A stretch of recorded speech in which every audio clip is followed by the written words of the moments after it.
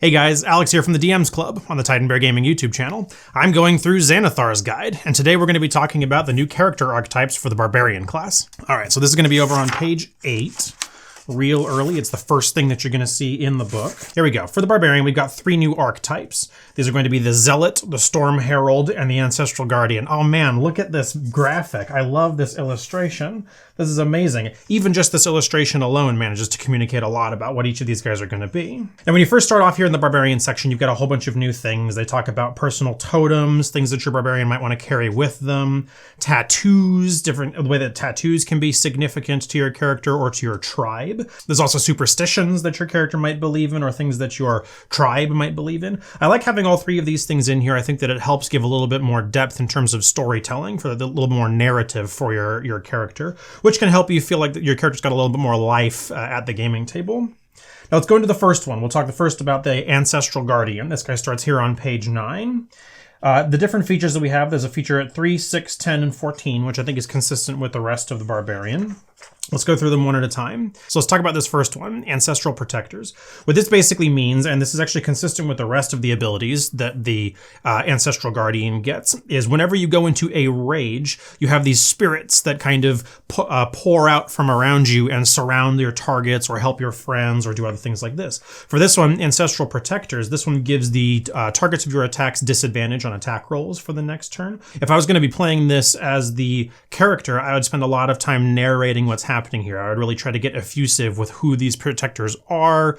I would start naming them. I would maybe mention different generations of your lineage to try and help bring an extra level of roleplay to this. So the effects of this Ancestral Protectors is actually really big, because not only does it make it so that whenever you attack someone, the enemy gets disadvantage on their attack rolls, if that enemy tries to attack somebody other than you, they are only dealing half damage. It says that the victim of that attack has resistance to the damage dealt by the attack. So this is actually really big. It gives a really strong protection concept to the Barbarian, which can be good. That could be a nice little niche for you to fill without having to be a fighter, a shield fighter, or a paladin or something. So I kind of like that. That helps give a little more of a defensive aspect to the Barbarian. So Spirit Shield is actually also a really interesting one, and it does help to channel this more defensive aspect and this more support aspect to the Barbarian.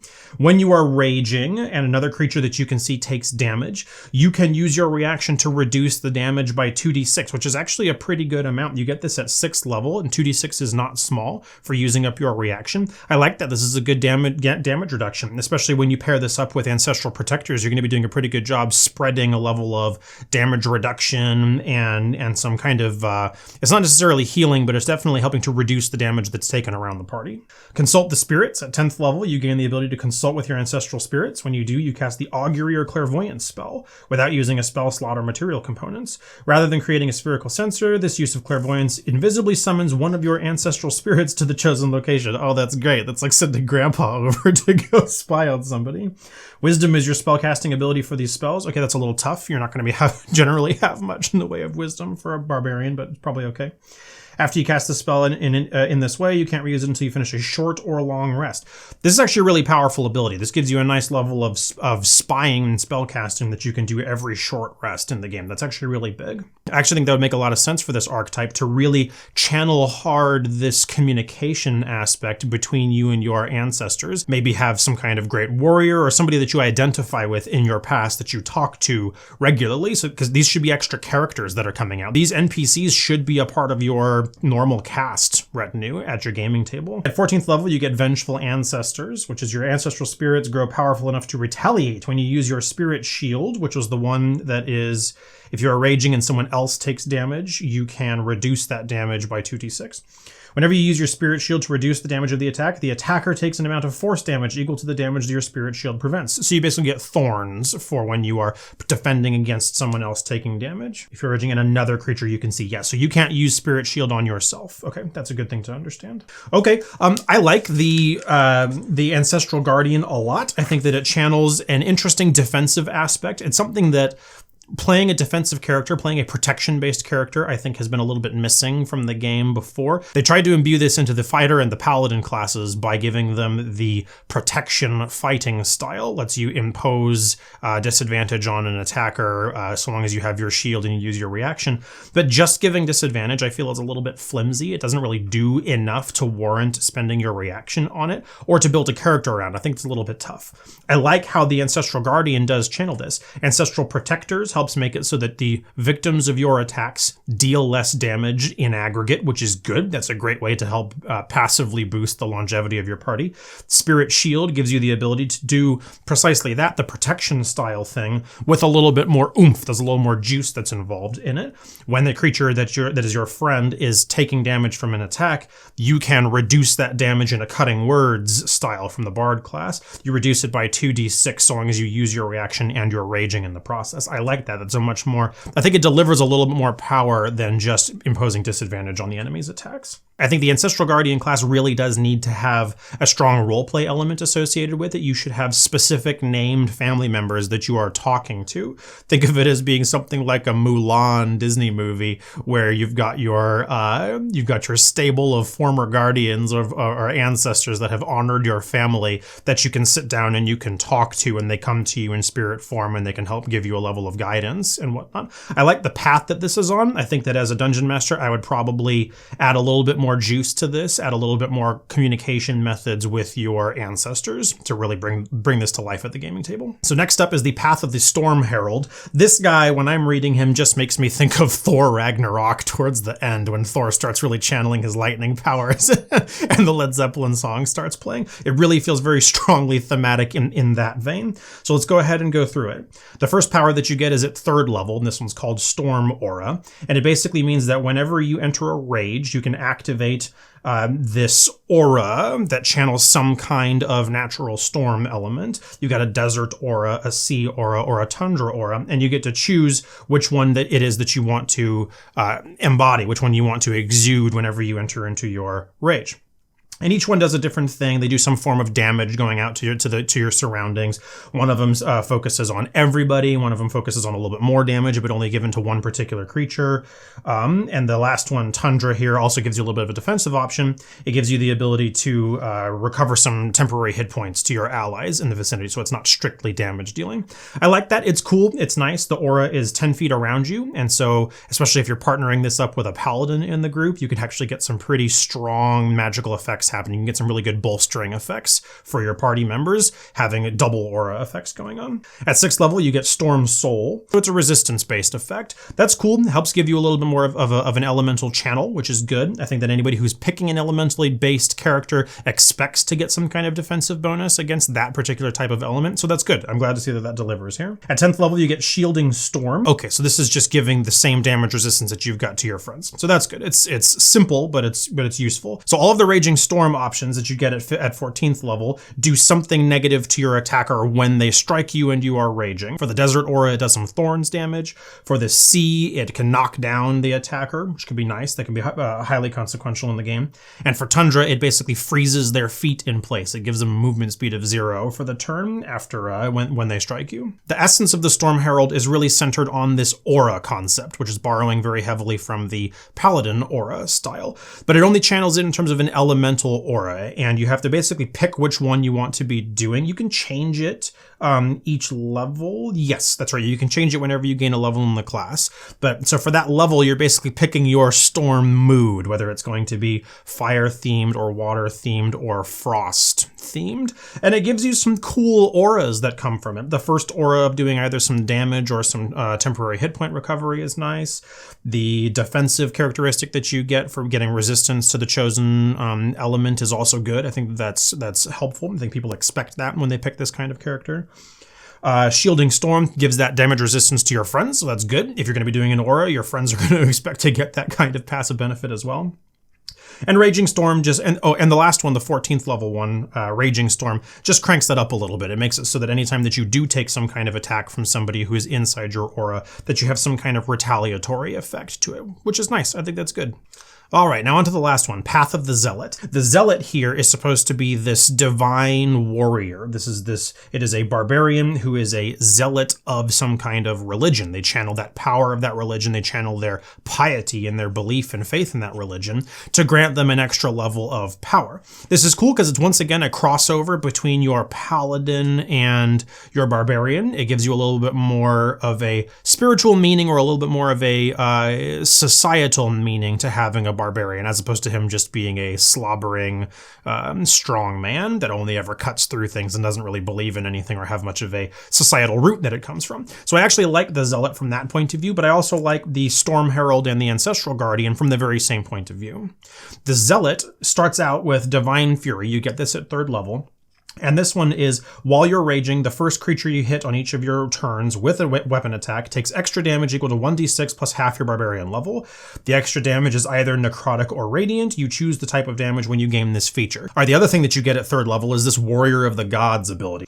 At 3rd level, your soul is marked for endless battle. If a spell, such as Raise Dead, has the sole effect of restoring you to life, but not on death, the caster doesn't need material components to cast the spell on you. And this is the one that I was mentioning has potentially world-altering effects in terms of your, if you're the dungeon master, your world building. This is a huge deal when you start to reach higher levels. At low levels, it doesn't really matter. You don't really care about 25 gold pieces or 125 gold pieces. But once you start getting up to true resurrection and things like this, you can very easily find in your world that you can have some kind of Genghis Khan style conqueror that is a barbarian and has reached a very high level and takes his horde across the continent and conquers and just lays waste to anything in front of them. This ability, Warrior of the Gods, basically makes it so that if that conqueror happens to have a right-hand man or woman that can cast resurrection magics, like something as powerful as True Resurrection that would normally cost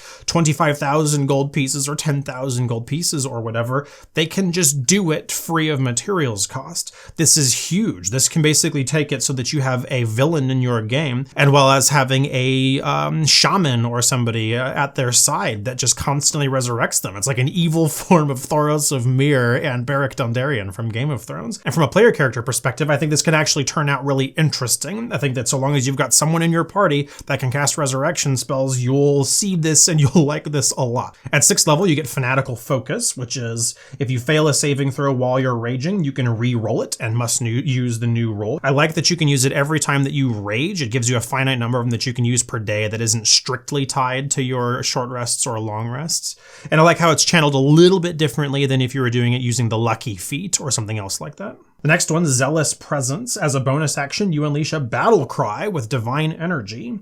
Up to 10 other creatures of your choice gain advantage on their attack rolls and saving throws until the start of your next turn.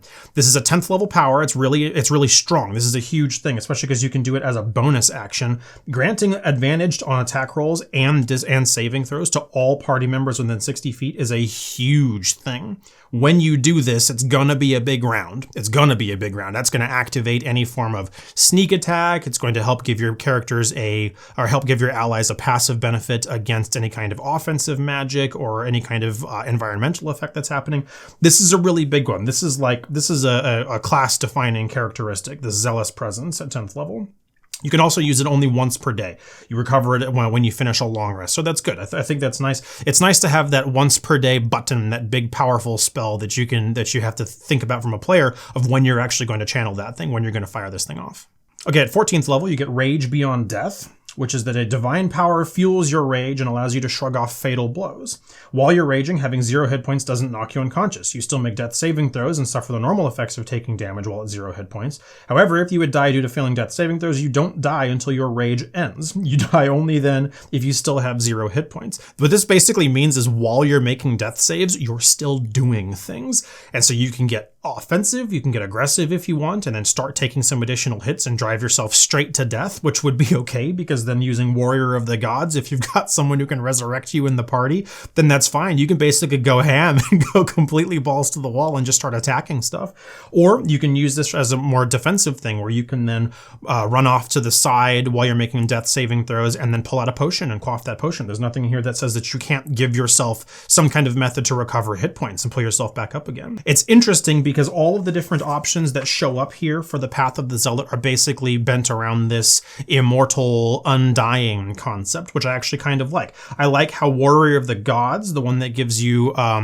your friends don't need to use material components to resurrect you. I like how that pairs with Rage Beyond Death, where you might be attacking straight into death. While you're making your death saves, you run right back at your opponent and you continue rage attacking them and trying to do damage to them, continuing to draw attacks. I like that. I like how the two of those pair off. I also like this Zealous Presence idea, the 10th level battle cry that gives people advantage on attack rolls and saving throws. That's going to be really big. I think the Path of the Zealot's going to see a lot of use in terms of people's gaming tables. I think I'm probably going to be using it at my gaming table in the very near future. I think this one's really strong. I actually think all of the 3 archetypes that the Barbarian has are very strong, and I think that they channel a different element nicely. I think that your Ancestral Guardian is a nice way to help bring a party benefit effect to the character, to a Barbarian that normally is otherwise just slobbering attack rolls and trying to cut things in half. I like the slightly different elemental channeling for the Storm Herald. I think that that's done in a really good way.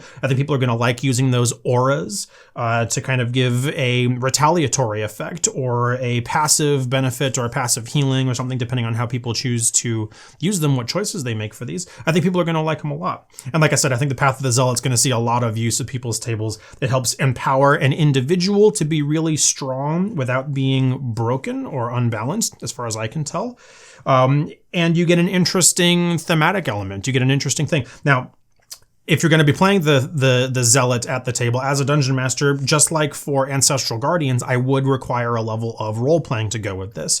You need to have a god. You need to have a religion that you are declaring yourself for and that you are channeling that religion to the best of your abilities. I would require my player to actually role-play that out in order to get these powers, because these are some really excellent powers. These are some really awesome powers, and so there should be kind of a role-play theme that goes along with it. So that's it. We've got 3 new archetypes available for our Barbarian here in Xanathar's Guide. I like them all, but I want to know what you guys think. Leave me a comment down below. Tell me what you think about them. Tell me if you've been using them already, which ones you've had fun playing with, or if you're a dungeon master, what are your thoughts on these? How would you allow these to affect your world, and how would you do additional world building around them?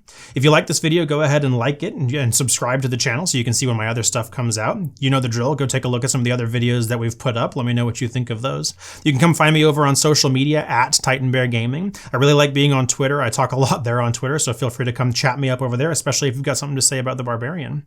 Otherwise, until next time I see you, have more fun, would you? It's good for you.